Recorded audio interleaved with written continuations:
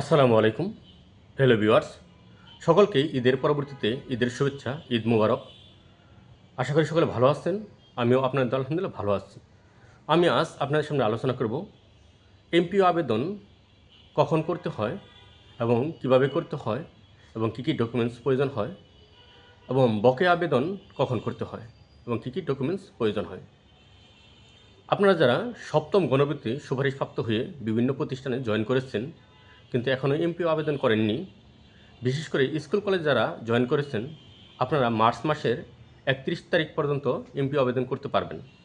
আর যারা মাদ্রাসায় জয়েন করেছেন, আপনারা এপ্রিল মাসের 1 থেকে 4 তারিখ বিকাল 5টার মধ্যে আবেদন করতে পারবেন। তাহলে আবেদন হবে। আবেদন যে কোনো সময় করা যায়, তবে স্কুল কলেজে বেজুর মাসের লাস্ট দিন পর্যন্ত এবং মাদ্রাসায় প্রতি মাসের 1 থেকে 4 তারিখের মধ্যে আবেদন করতে হয়।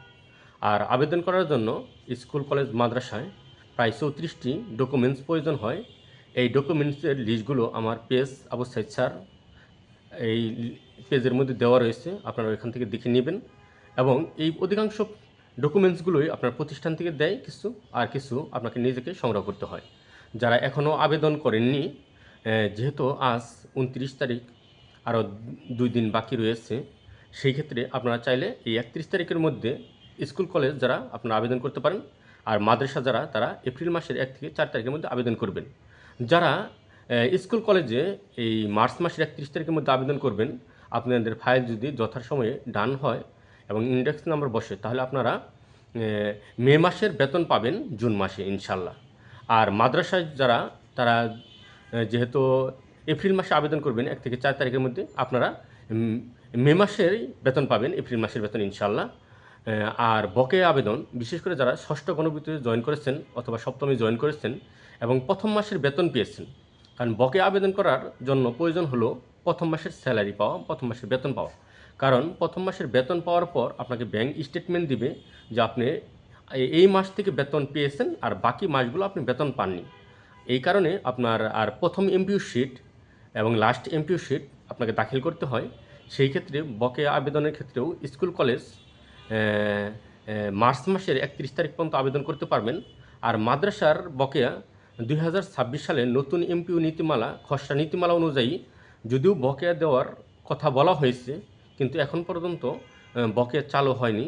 তাই আপনারা যারা নতুন আছেন, আপনারা আবেদন করেন এবং আপনাদের একটি প্রতিনিধি দল মাদ্রাসা অধিদপ্তরে দেখা করেন যে আমাদের খসড়া নীতিমালা 2026-এর যে এমপিও নীতিমালা, সেখানে স্পষ্ট লেখা রয়েছে যে বকেয়া দেওয়া হবে।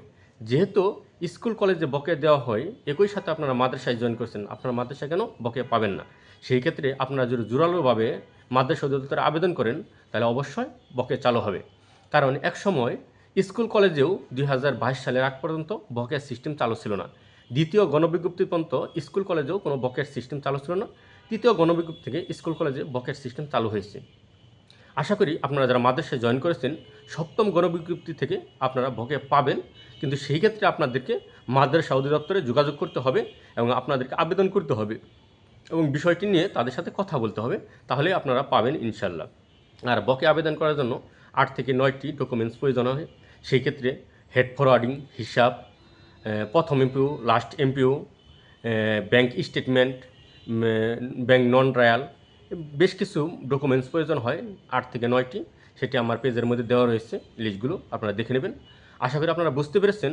তারপরে যদি কারো কোনো বুঝতে সমস্যা হয়, তাহলে আপনারা আমাকে কমেন্ট বক্সে জানাবেন, আমি বুঝে দেওয়ার চেষ্টা করবো ইনশাল্লাহ। যদি আপনাদের এই ভিডিওটি ভালো লেগে থাকে, তাহলে অবশ্যই লাইক, কমেন্ট এবং শেয়ার দিয়ে পাশে থাকবেন।